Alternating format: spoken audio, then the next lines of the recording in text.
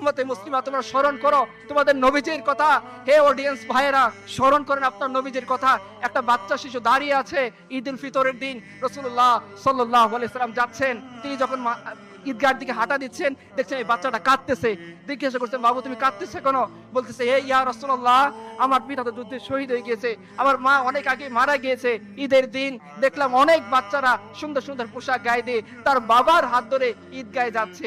আমারও খুব ইচ্ছে করতেছিল আমি ছোট্ট মানুষ বাবার হাতটি ধরে ঈদগাতে আপনার পেছনে গিয়ে আপনার ইমামতিতে নামাজ আদায় করব, কিন্তু আমার সেই পিতা নেই, আমার এমন কোনো মা নেই যে আমার খোঁজ খবর নিবে ঈদের দিন আমি একটু মিষ্টান্ন খাইছি কিনা, আমি একটা সুন্দর পোশাক পরছি কিনা, আমি আমার বাবার সাথে ওযু করে ঈদগাহে গেছি কিনা।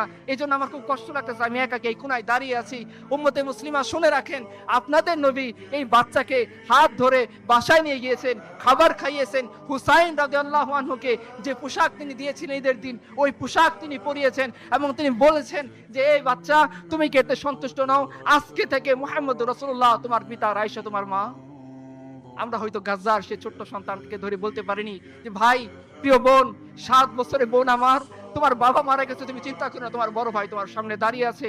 দুশমনের দিকে যে গুলি প্রথম আসবে সেটা তোমার এই ভাই বুক পেতে তোমাকে দুশমনের সামনে থেকে রক্ষা করবে।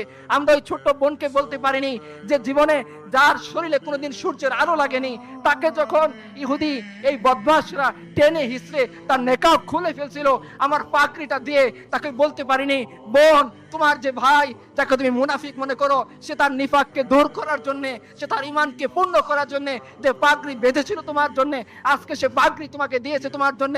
এবং দেখো, তোমরা চোখ খুলে তাকিয়ে দেখো, তোমার সেই অথর্ব, তোমার সেই মুনাফিক ভাই তার মুনাফিকের নাজরানাকে মিটানোর জন্য, তার ঈমানের তাকাজাকে প্রকাশ করার জন্য সে তোমার পাশে দাঁড়িয়ে আছে। নাও তুমি তোমার এই ভাইয়ের পাগড়িটা নিয়ে তুমি তোমার লজ্জাকে নিবারণ করো। আর যে দুশমন তোমার দিকে হাত বাড়াইছে, দেখো তোমার ভাই পণ করে বাংলাদেশ থেকে আসছে, সে পণ করেছে, হয় দুশমনের হাত থাকবে নয়তো তার ভাই জীবিত থাকবে।